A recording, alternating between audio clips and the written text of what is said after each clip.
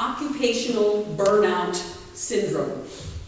It's one of the newest medical diagnoses that's being added to the official International Handbook of Diseases. It was announced by the World Health Organization just last month in May. That term, burnout, was first used in the 1970s, about the time when a woman named Christina Maslach created the Maslach Burnout Inventory in order to measure a person's symptoms. But burnout existed long before we were able to diagnose it or measure it. This story from the prophet Elijah's life appears to be a classic example of someone suffering from occupational burnout syndrome.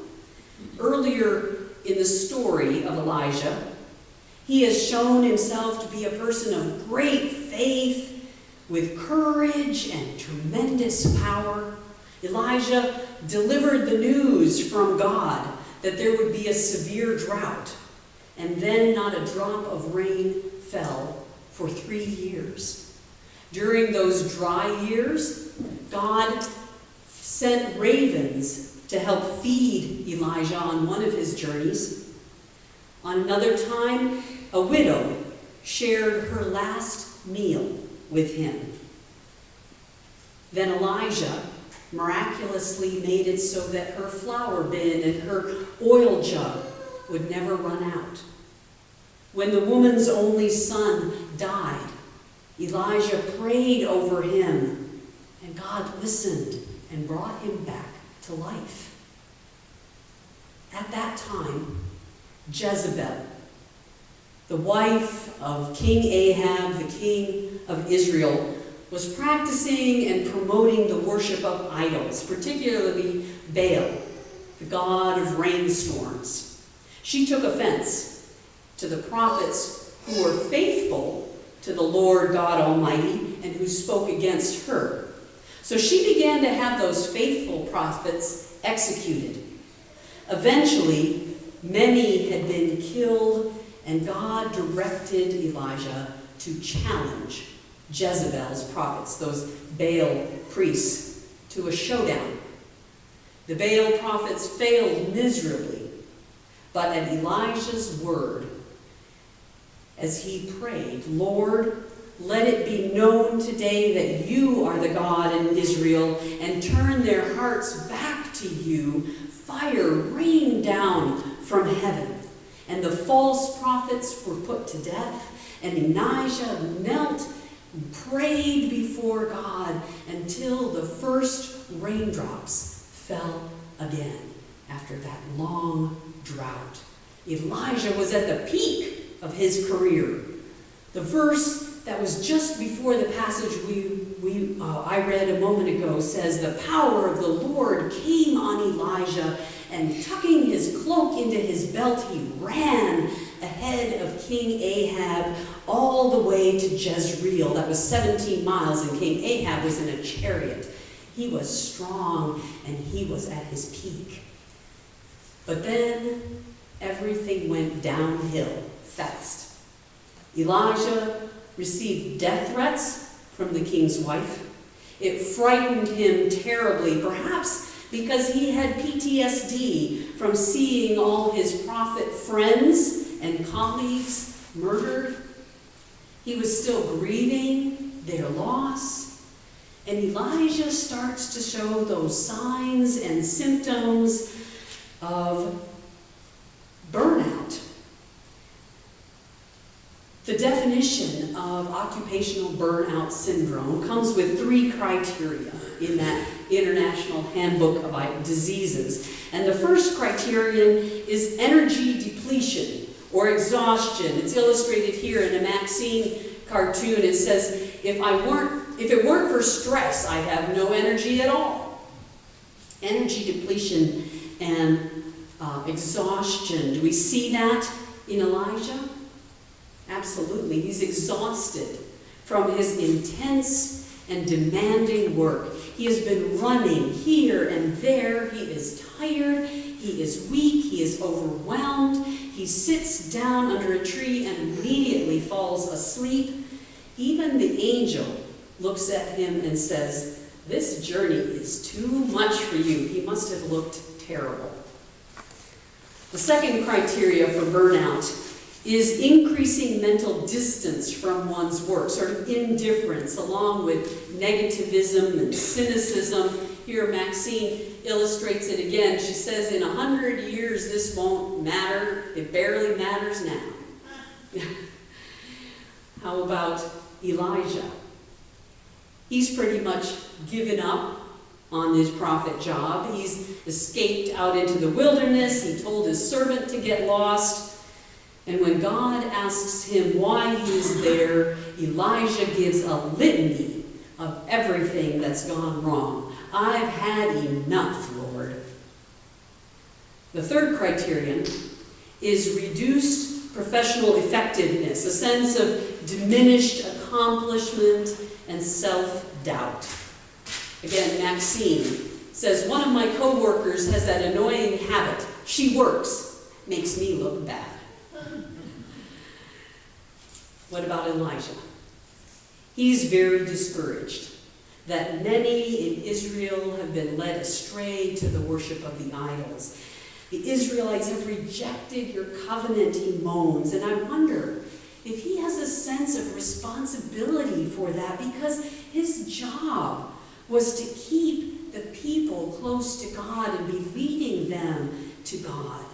He sounds dejected. He says, "I'm no better than my ancestors," sort of implying a sense of failure and despair. Burnout is a form of depression. And as is not uncommon with depression, Elijah is suicidal. He prays that he might die. "Lord, take my life." His distress, his concerns, and fear are not imagined. He is in real danger. He's angry at being left alone. "I'm the only one left, and now they're trying to kill me too." The topic of mental and emotional distress makes people uncomfortable. It's one of those things that's considered private, a secret, not to be discussed in public. You put on a happy face when you talk to others. There's a stigma that depression or other mental illnesses maybe reflect badly on you or on your family. There's a fear that you might be seen as weak or as crazy. Too often in churches, people don't want to talk about depression because they feel like it reflects perhaps a lack of faith. And we need to change that. We need to start talking about mental health and mental illness more openly, especially in the church, because there is no correlation between depression and lack of faith. Elijah had abundance of faith, and yet he got seriously depressed. In a recent interview with David Letterman, Kanye West spoke about his bipolar condition. And he said, "This is a health issue. It's like a sprained brain," he said, "like having a sprained ankle. And if someone has a sprained ankle, you're not going to push on him more. But with us, once our brain gets to the point of spraining, people do everything to make it worse." It's as if mental and emotional distress is not enough, and the difficulty in talking about it and the difficulty in seeking treatment for it only makes things worse. There was an article on my news feed that caught my eye last week. The heading was "Deaths of Despair Soaring in the U.S." Deaths of despair were defined as deaths caused by drugs, alcohol, or suicide. These are increasing in all age groups, but especially in the millennial generation, that group from 18 to 34. Drug-related deaths over the last 10 years are up 108%. Alcohol-related deaths are up 69%, and suicides are up 35%. 5%. In 2017, from that millennial generation, 36,000 lives were lost in deaths of despair. Putting that in perspective, that's a little more than half the number of American lives lost over the whole 20 years of the Vietnam War.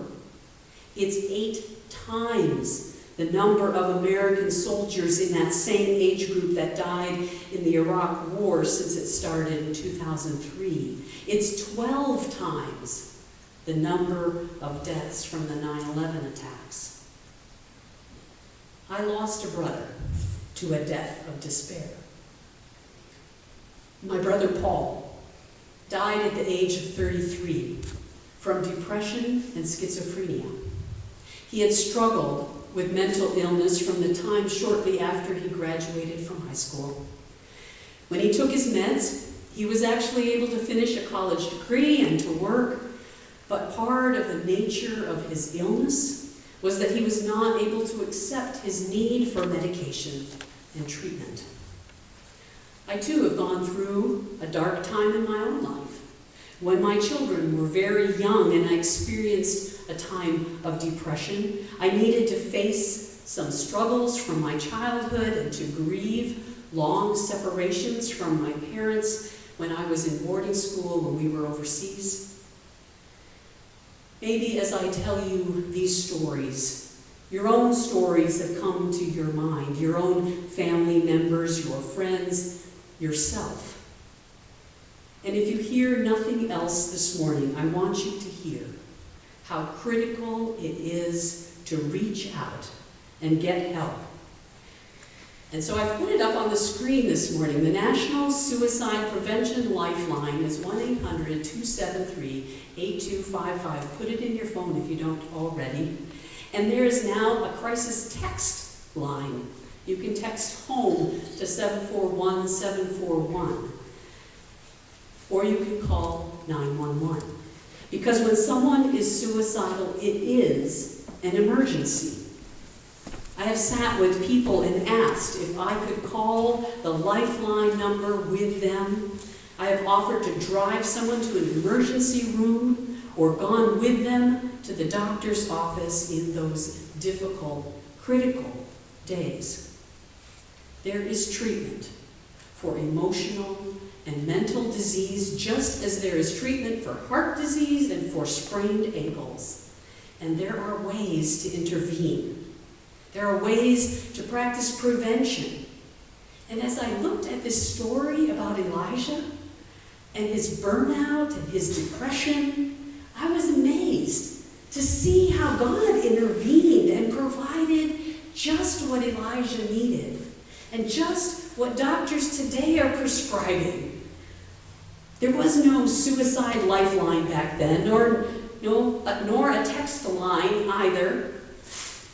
But if you notice, Elijah reached out to the lifeline of God in prayer. And he took some time off of work, and he got some rest. Out there in the wilderness, Elijah laid down and just slept. And God sent an angel to care for him and awakened him briefly to give him food to eat and water to drink. Doctors today emphasize the importance of eating healthy food when you are ill, of staying hydrated and getting plenty of rest for those who are dealing with burnout or depression. Did you also notice in the story that the angel touched him? It says that twice. Touch. Receiving the touch of another person, someone to hold your hand or to give you a hug or rub your back. These small gestures are so important in times of distress. Doctors also prescribe exercise. Maybe Elijah's 40-day hike was part of his road to healing. I do know that 40-day journey was on a road heading south to Horeb, it says, which is just another name for Mount Sinai. And if you remember what happened on Mount Sinai. There on Mount Sinai, Moses met God in a burning bush. And there on Mount Sinai, the people of Israel came to worship God after he had freed them from slavery in Egypt. And there on Mount Sinai, they met God in thunder and lightning, in clouds and in fire. Elijah headed straight to the place where he knew God had showed up in the past. I doubt that there were therapists and psychiatrists in Elijah's day, but that doesn't mean he missed out on some talk therapy. God provided that for him too. Why are you here, Elijah? God asked, encouraging him to consider his situation, his feelings, his plans, his needs. And you'll notice that God does not reprimand. God does not criticize him or rationalize his situation and how he ought to be feeling. Elijah is not chastised for being afraid or being depressed. God does not correct him when he blames everything on the Israelites. God listens. God shows up. God prescribes a theophany for Elijah's distress. A theophany is an appearance of God to a human being. But this time on the mountain of God, God chooses not to reveal himself in the thunder and lightning, and not in that fire and storm. God chooses to be present for Elijah in the sound of sheer silence, in a gentle whisper, a still, small voice, a quiet breath. Many people who go through a dark valley of depression or some other mental illness bemoan the experience that they may have of calling out to God in prayer and feeling like there was no response, as if God was silent. And we think sometimes of silence as absence. And yet God has shown us otherwise in this healing work he did with Elijah. God is present in the silence too. God is present even in silence. And in that silence, God whispers to Elijah, asking again, "What are you doing here, Elijah?" And even though God has provided sustenance for him and provided his presence for him, Elijah gives the same answer. Healing takes time. But God says to Elijah, turn around. Go back the way you came. Elijah is recommissioned. He's given work to do. God tells him to go and appoint new leaders for the nation. And he's to begin mentoring the next generation. He's to appoint a successor, Elisha. And God assures him that he is not alone. God says, I am preserving for myself 7,000 in Israel, all whose knees have not bowed to the god Baal, and mouths that have not kissed his image. Elijah is not alone. God, our God, is a God of compassion, a God of love. Our God invites you with the words from Jeremiah 29 saying, when you call on me and when you come to me, I will listen. You will seek me and find me when you seek me with all your heart. That is the grace of our God. And I'm going to invite the praise team to come up, and we're going to sing Grace Alone.